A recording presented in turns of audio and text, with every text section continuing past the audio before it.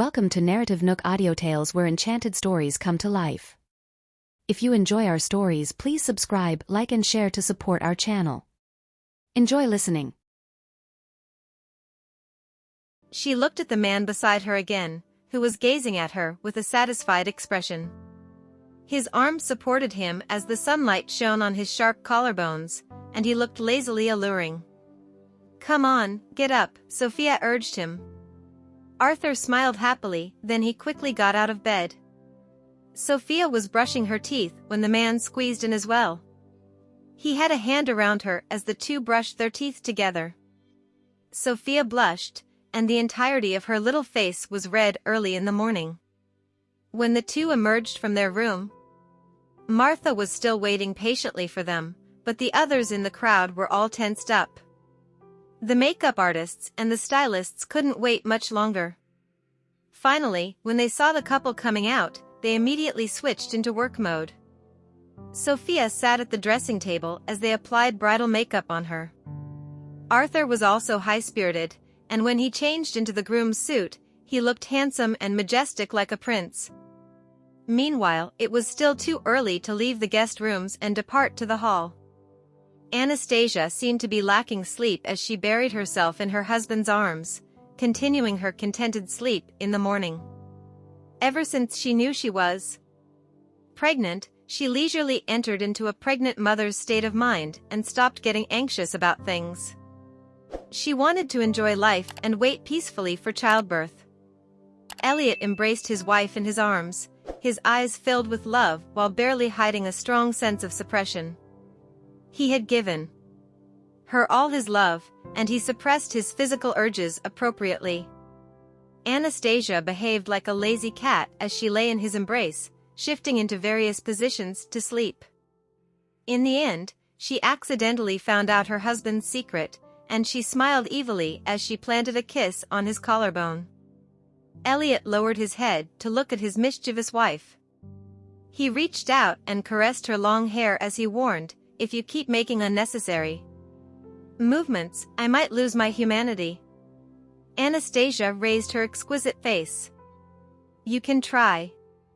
Elliot leaned against her forehead, smiling. "You're rather fearless now, aren't you?" Anastasia only dared to tease him because of this ace card she held. She dared not do it before she was pregnant. He would take action as soon as she teased him, and she would have to endure it all in the end. Now that she could have it her way, she wouldn't let this opportunity slip by. It was finally her turn to control him, lest this man kept naughtily thinking that he could bully her. He used to find lots of excuses too.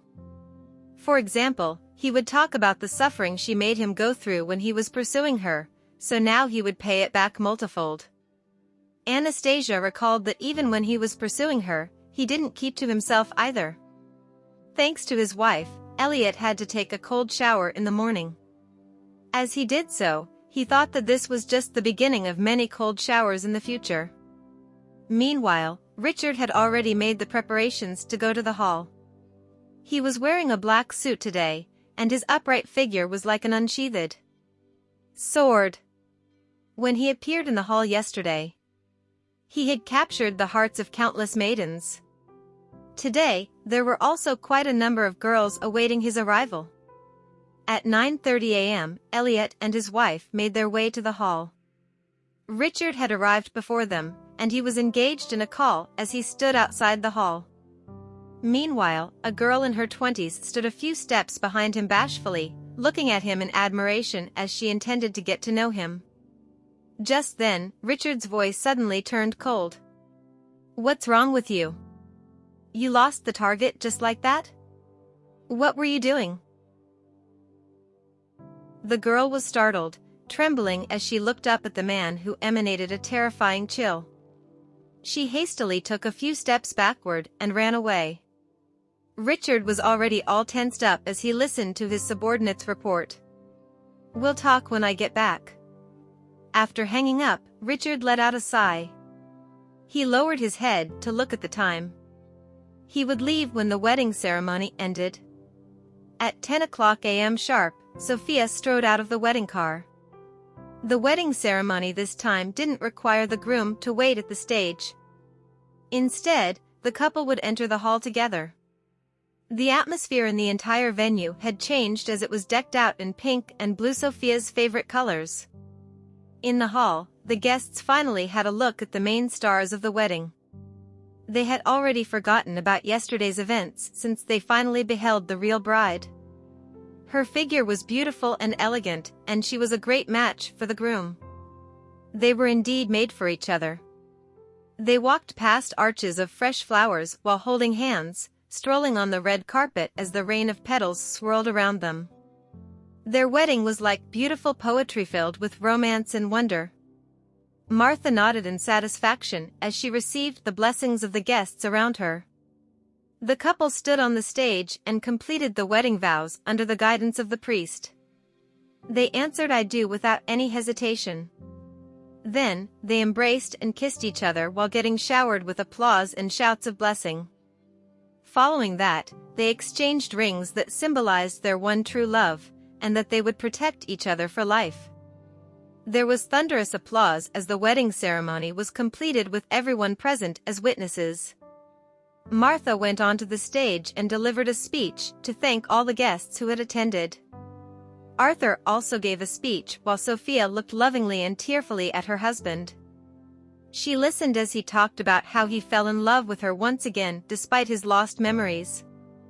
In the end, tears were streaming down her face as she stood lovingly in his embrace. He comforted her gently in front of all the guests. After the wedding, the guests made their way to the banquet hall. In the lounge next to the hall, Richard came over to bid Arthur goodbye since he would be leaving soon. "Artie, I might be able to make it in time for the wedding you'll be holding in our country. See you then." Richard would also be returning in a few days' time. "Okay, make sure you attend when that happens. As long as I haven't gone elsewhere, I'll definitely show up. I've told Eli a lot about my departure already, so I'll be off now." With that, the man left before the others did. In the lounge next to the banquet hall, Sophia had just changed into an evening dress for the toast. It was cherry red, and Martha herself helped Sophia smooth and arrange the dress. Then, the servant at the side opened a box. Sophia was slightly stunned, for the box contained none other than the Weiss family's heirloom. She almost lost the jewelry last time, and she still felt a little shaken when she saw it now. On the other hand, Martha reached out and lifted it from the box, then said to Sophia, "Sophia, it belongs to you from now on. You can pass it down to your children, who will then pass on to theirs throughout the generations." Sophia slightly leaned forward, and Martha helped her put it on. It was a perfect match for her current dress. "Thank you, Grandma. I'll make sure to keep it safe." Martha looked at the heirloom. She previously heard that her grandson once lost it, but now it eventually ended up in Sophia's hands. This must be some sort of fate. After all, this heirloom found its new owner for itself. "Go on, now. Artie is waiting for you for the toast." Martha patted Sophia on the shoulder. She walked out of the lounge to see Arthur waiting for her on the couch. When he saw her emerging, he got up and studied his wife with a pleasantly surprised look on his face.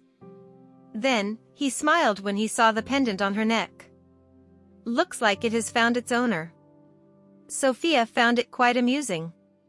She had worn it once before, and she never dared imagine that she would own it one day. It was also because of this heirloom that she got to know its original owner and brought him to her, giving her the opportunity to fall in love with him. "I think it has its own intentions.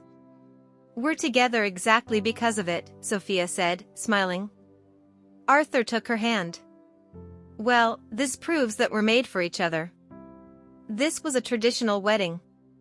The bride wore a red dress, exuding an oriental aura which amazed the crowd. The area around her neck stood out, and people also noticed the round pendant which housed a gem. All the family members knew that it was the family heirloom of the Weiss family. From now on, Sophia would be the owner of the heirloom, which meant that she would be the successor of the Weiss family.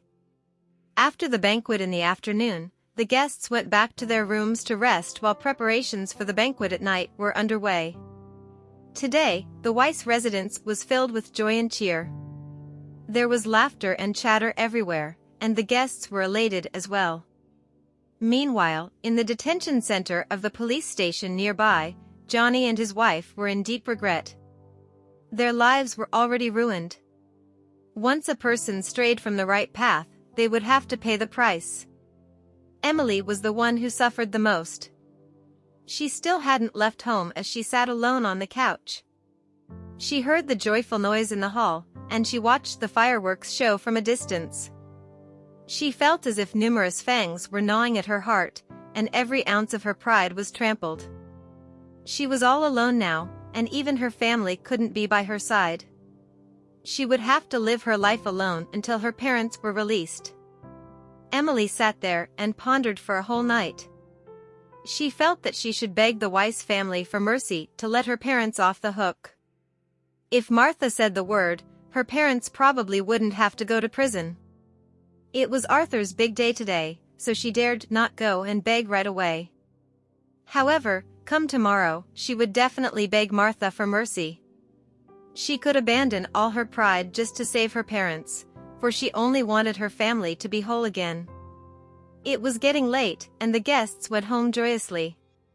Similarly, the bride and groom lay down to rest for the night.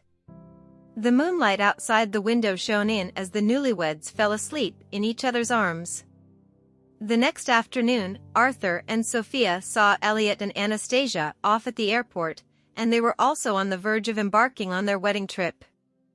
Arthur had decided to take Sophia to an island nearby to rest for a week, then they would travel to Sophia's home country to hold their wedding there. Meanwhile, Martha had plans of her own as well. She decided to move a part of their family's property to Sophia's home country, then live there as a permanent resident. Their family had expanded its business overseas for almost 200 years, so it was about time for them to return to their roots. She even decided to be buried with her husband in the future. In the evening, Sophia strolled in the garden outside with Martha, listening to the older woman's amusing stories about her husband's antics when he was a young child. She kept lowering her head to chuckle discreetly. Everyone's childhood was filled with fun. It seemed even Arthur was no different. Just then, a servant came over to Martha and reported, "Old Madam Weiss, Miss Jennings is outside and wants to see you." Martha frowned as soon as she heard that. "I don't want to see her. Tell her to leave. She's on her knees and won't budge no matter what we say. She insists on seeing you." The servant had tried to chase her away too, but it was exactly because Emily refused to leave that the servant came to report it. Martha huffed for a few seconds, furious at the mention of the Jennings. She said to Sophia, "Sophia, come with me." The latter nodded and followed Martha out of the yard. On the other side of the iron gates, Emily was kneeling with tears streaming down her face. She trembled visibly when she saw Sophia, then lowered her head in shame. She never thought that Sophia would see her like this. It wouldn't be too embarrassing if she kneeled and begged Martha, but Sophia simply had to come along to watch. A hint of strong hatred flashed across her downcast eyes. As soon as Martha saw Emily, she felt fury raging inside her. "Your family did such horrible things, yet you still have the guts to come begging for mercy? Grandma, my parents have repented. They didn't mean anything evil, they just loved me too much and wanted me to have a happy life in the future. They didn't do it on purpose." Emily still called her grandma. "Don't call me that, for I don't have a grandchild as evil as you. Your parents love you, but you also allowed them to carry out their plans. What makes you any different from them? You did something to Artie so that he would forget about me. Do you think you can attain happiness just like that? Did it ever occur to you that Artie's life could have been in danger?" Sophia also questioned angrily. Tears streamed down Emily's face as sudden anger took over her. She looked up and glared at Sophia as she said, "If it weren't for you, I would have been a perfect match for Artie. You're the one who caused this to happen. How dare you? You haven't repented at all. You're even pushing the blame on Sophia, but she's completely innocent in this matter." "I was wrong about you," Martha shouted.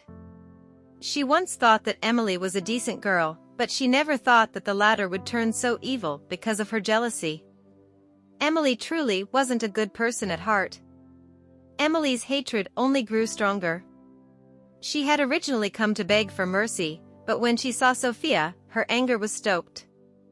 Thus, she did the wrong thing again. She shouted in panic, "Grandma, I'm sorry." Just then, she noticed the family heirloom Sophia was wearing around her neck, and she couldn't help but gasp. That was supposed to be hers. "You get lost.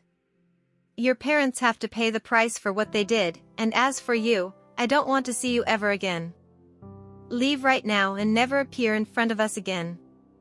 Martha's glare was extremely fierce. "If I see you once more, I won't let you off the hook." Emily kneeled on the ground in despair. She wanted to beg for mercy, but she didn't want to come again, which would only provoke Martha. "Sophia, what right do you have to marry Artie? You're so plain and useless, you're only after the Weiss family's riches." "Grandma, she doesn't truly love Artie," Emily shouted, raising her voice. She wasn't convinced and wanted to grab at every chance to drag Sophia down. Martha was extremely furious. She knew right away what Emily was getting at. She turned around and said, "Sophia possesses the most precious thing, but you don't." "What is it?"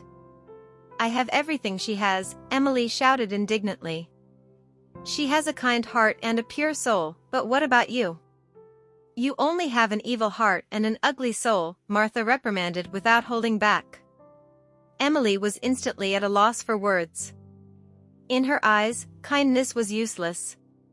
She had been taught by her mother since young that one should fight for something they wanted, and kindness would only be looked down upon. As Emily watched Martha and Sophia walk away, she covered her face in pain. She was completely defeated, and she had lost everything she had, including her most valued pride. Early morning the next day, a large helicopter departed from the yard outside the villa, then flew over miles of plains, which then turned into the sea as it headed right for a private island owned by the Weiss family. In the helicopter, Sophia was a little terrified, but when a large hand gripped hers tightly, she immediately calmed down. She turned and looked at the man beside her, then smiled as she began to appreciate the scenery outside, overcoming her fear of being on a helicopter for the first time.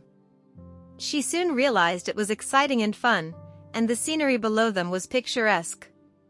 They arrived at the island after half an hour, and there were servants tasked with managing the place. When Sophia saw the clean beach, her heart leaped in joy. After touring around the island villa they would be staying in, Sophia went to the pool outside. She reached in and tested the temperature, and she actually had the urge to have a quick dip. "Do you want to swim?" Behind her, Arthur seemed to have read her mind. "Can I?" Sophia looked up and asked him. "I came here just to have fun with you. You can have fun however you want, and you don't have to worry about the time or anything else. Just do whatever you want to." Arthur smiled. However, in the next second, his wife hugged him right away. Then, as she wrapped her arms around his neck, she looked up at him mischievously. "I can do anything. Want, you say? Lean in."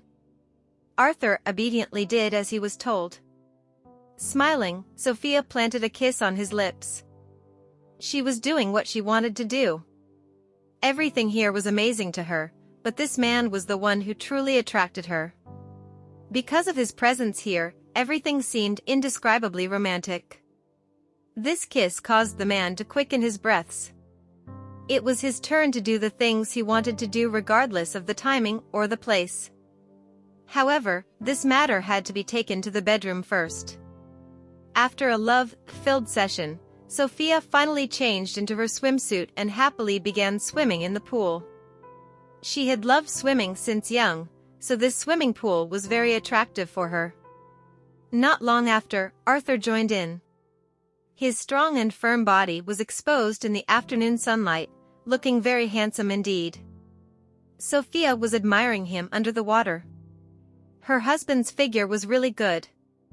Arthur swam up beside her, and when he emerged from the water, he pushed his dark hair up to reveal his well-defined features. His long eyelashes had tiny droplets on their ends. And he looked extremely alluring then. Sophia was still admiring him when Arthur wrapped his arm around her slender waist, then pulled her along as they frolicked in the water. Back home, as soon as Anastasia got off the plane, she went to the hospital right away for a checkup. The baby turned out to be healthy, and she sighed in relief. After all, she had been a little careless for the past month. Also, just as she had hoped, she was informed of this child's gender. It was a girl. At night, in Elliot's villa, Nigel sent the little guy home and had dinner with the family. At the table, Anastasia told Jared about the eventual arrival of his baby sister, which surprised him greatly. His birthday wish finally came true, and he would have a sister after 9 months. After dinner, Elliot and Nigel moved to the garden for a brotherly talk. Nigel was most troubled by the fact that he was being urged to marry. He simply hadn't played enough, and in his free time outside of work, he would just play games. He also entered a national esports team and became an official member, which only aggravated his parents nagging about him not doing proper work. My parents don't know that I bought the whole team for 100 million, though. Tetchy, Nigel said while chuckling. Well, don't let your mom worry too much either. If you find someone suitable for you, you can try dating. As an older brother figure, Elliot thought he should advise Nigel a little. Come on, I'm not interested in that right now. Nigel was also surrounded by girls, but the girls were all trying to win his favor by using all sorts of tricks on him. As such, he was rather terrified of it now. He would avoid them at all costs, much less develop feelings for them. Meanwhile, an all-black fighter jet was parked at the local military airport back home. A man with light luggage strode out of the plane. He was donned in camouflage clothing, which enhanced his huge and muscular figure. Even though his hair was shaved, it didn't reduce his manly allure in the slightest, and it added to his cool and strong impression instead. Richard had arrived. With his bag in hand, he got into an SUV which drove out of the airport. Young Master Lloyd, your grandfather hopes that you can return and visit him. Richard glanced at the time. All right, let's go back right now. The SUV drove into a more private region of the city. There were no teeming skyscrapers and only some lower 3-story houses, but there was an especially stern aura here, as if even the moonlight couldn't make its way in. In the sentry box, the security guard saluted at the car, which then drove through the iron gates behind him. Soon, the car pulled to a stop. Richard nimbly got out of the car, then went into the brightly lit hall with his bag in hand. It was already 10 p.m., but a plainly clothed old man was sitting on the couch. There was a teacup in his hand, and when he looked at his grandson who had just arrived, he smiled in satisfaction.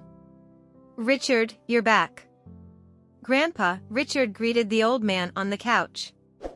Philip Lloyd raised his head and studied Richard from head to toe. He wasn't looking at his grandson's features, instead, he was checking if Richard had gotten any new wounds. Come and sit. I have something to talk to you about. Philip put down the teacup, then retrieved a photo from a drawer before proceeding to pass it to Richard. Have a look. How does this girl look to you? Do you like her? Richard took the photo and examined the girl in the photo. Her features looked nice and she was quite pretty, but he didn't have any feelings toward her. He lowered the photo. Grandpa, she looks pretty, but what does that have to do with me?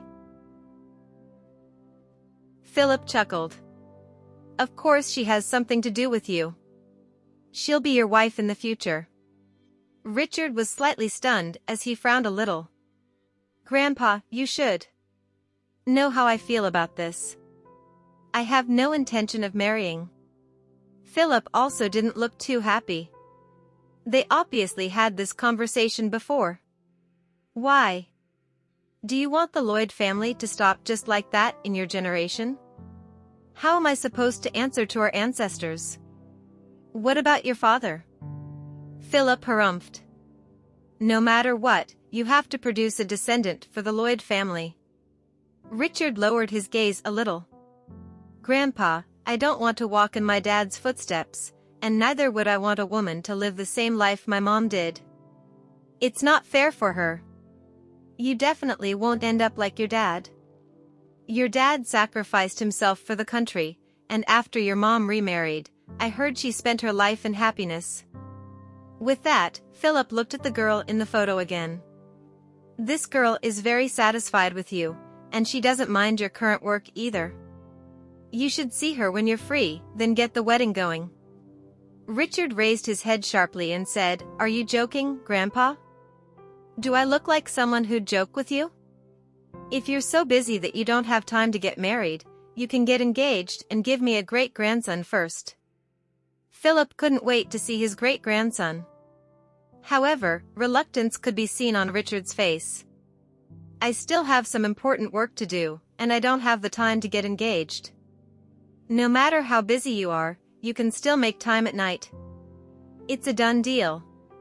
We'll have dinner with her family tomorrow night, and your marriage will be decided then. Philip had been in power for a long time, so he always had the final word and didn't allow anyone to refute him. This applied to his own grandson's marriage as well. I'm sorry, Grandpa. I can't do that. I should leave now. As Richard spoke, he strode to the door, but he looked like he was running away. When Philip saw that, he sighed and pressed on his chest all of a sudden. Seeing the scene unfolding from the side, the maid screamed at once, Old Master Lloyd. Come back, young Master Lloyd. Richard, who had just reached the side of his car, heard the maid's voice. He quickly threw his bag down and ran back to the hall, only to see Philip's pale face while the old man pressed his chest, unable to breathe. The maid quickly gave Philip the oxygen mask. After breathing in some oxygen, only then did Philip regain his senses and his face looked better. Then, he sat himself up and took a deep breath before looking at his grandson. My body is not as good as it used to be. Needless to say, Richard was feeling guilty as well, since he was the one who made him sick with anger. As such, he sat down and looked at the girl's photo on the table before saying, Okay. I'll get engaged to her. However, I really have an urgent matter at hand, so we can only get engaged for now. Okay. You should get engaged first. A smile tugged on Philip's lips. He's finally listening to me for once. This episode happened just in time. At this moment, Richard's phone started ringing. He took a look and said, Grandpa, I have an urgent matter to deal with. I need to meet my guys now. Call me if anything happens. If anything happens, I'll call the hospital first. You should go and do your things at ease. Philip waved his hand, asking him to leave. He felt relieved to hand his grandson to the country, and he was proud of it too. Picking up the call, Richard came out of the house and entered his car. He could only sigh resignedly, since all he could do now was to coax his grandfather and then apologize to him after he was done dealing with this thing on hand. He was adamant about not marrying because his parents' marriage had resulted in tragedy. Since his job was the same as his father's, which was full of uncertain risks, he didn't want to walk down the same path as his father. What he didn't want more was for his future children to be like him. At the international airport, there was a seductively dressed young lady on a plane that had just landed. She was checking out the crowd around her cautiously with a Bluetooth earpiece in her ear while someone communicated with her. Are you sure everything is with you? Don't worry, boss. It's with me. Good. Failure will not be tolerated in this deal. I know. I'll be careful for sure. As the lady spoke, she took out a lipstick from her pocket and looked at it. Just as she was putting it back into her pocket, all of a sudden, she was knocked down by a girl who was walking from behind with her head down. Instantly, the lipstick slipped out of the lady's hand, and at the same time, her handbag fell to the ground too. A bunch of women's products fell out of the unzipped handbag. This incident caught the attention of some policemen on the side. When she noticed the police coming to her, she quickly lowered her head anxiously. Just then, she saw the lipstick beside her feet. So she quickly bent down, picked it up, and held it tightly in her hands, pressing it in front of her chest as though it was more important than her life. Even when the girl who knocked her down was apologizing from her back, she didn't look at her at all. Sorry, Mississippi. When the girl saw her things scattered on the ground, she kneeled down and picked them up one by one, putting them back into her bag. She was wearing a cap which covered her reddened eyes from crying. It was obvious that she had been through some things that upset her, and that was why she had been walking absent-mindedly and knocked into the lady. As she grabbed her bag and was about to leave, a little girl on the side reminded her, "Miss, you dropped a lipstick underneath the seat." The girl squatted down and took a look. As expected, there was lipstick lying below the seat beside her. She reached out her hand and picked it up before thanking the little girl. "Thank one of you." Little.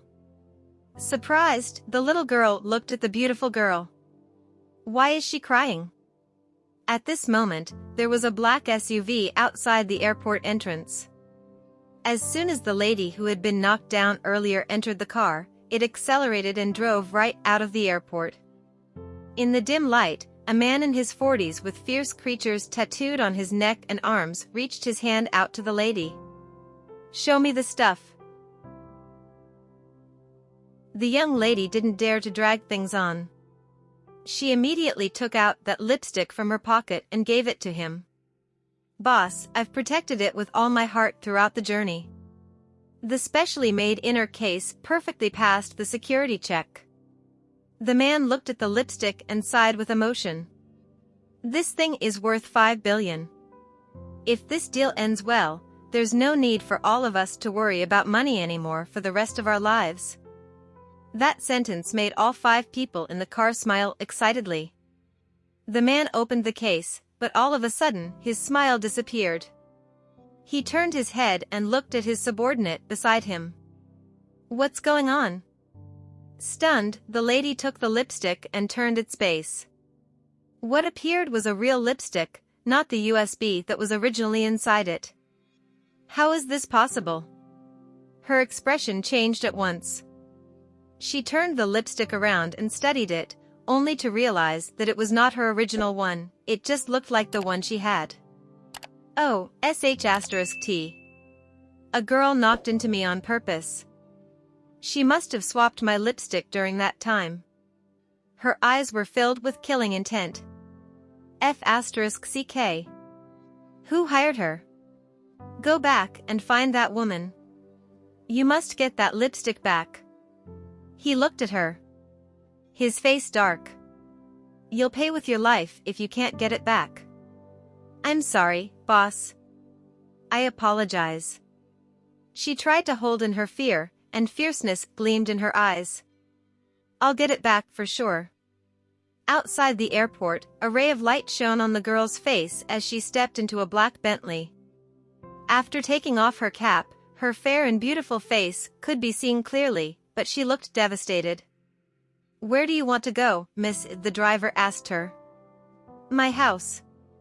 The girl took a deep breath and lowered her head, touching the diamond ring on her middle finger. Almost immediately, tears were welling up in her eyes again. Hence, she tried hard to hold back her tears and looked aside. At this moment, she received a text on her phone. When she grabbed her phone and looked at the text, all it said was one simple sorry. Seeing that, she pressed her lips together and the tears that she was holding back fell down right away. Just then, she covered her face and cried out loudly, disregarding the driver in front. The driver looked at her through the rearview mirror and felt bad for her. Although he was just a driver, he knew that his young miss was heartbroken as her boyfriend had just gotten engaged to another woman, and she was going to accept an engagement arranged by her family as well. All sorts of interests got mixed up together, separating two lovebirds. Just then, the girl's phone started ringing. After looking at it, she closed her eyes and didn't pick it up. Almost immediately, the driver's phone started ringing as well. He quickly picked up the car phone. "Hello, madam? Have you picked my daughter up?" It was a stern woman's voice. "Yes, ma'am. I've picked the young madam up. Bring her home." The driver looked at the girl sitting in the back seat, who was holding in her sobs, and could only accept the order. "Yes, ma'am. I'll send her home now." After hanging up the phone, he turned around and spoke to the girl at the back. "Miss, madam asked me to send you home."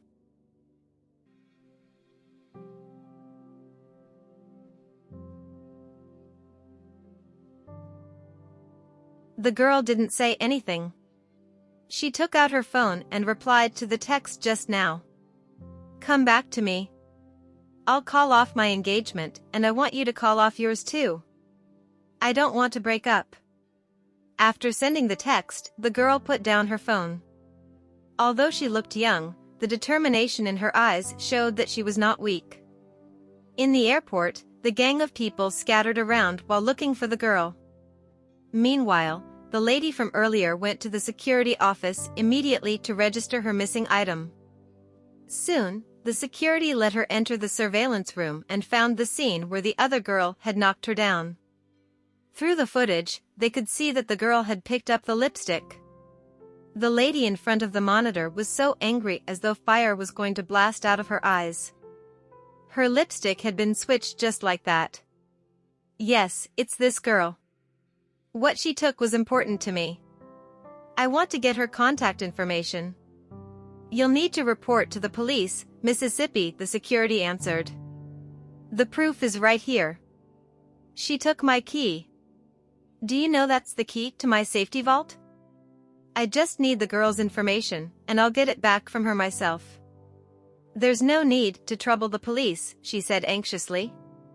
Her anxious expression wasn't fake since she was on the verge of breaking down. The manager on the side was feeling troubled too. After all, disclosing a customer's information was prohibited. "It's obvious that she knocked me on purpose. Can't you see it? Just give me her information. I'm not a bad guy either.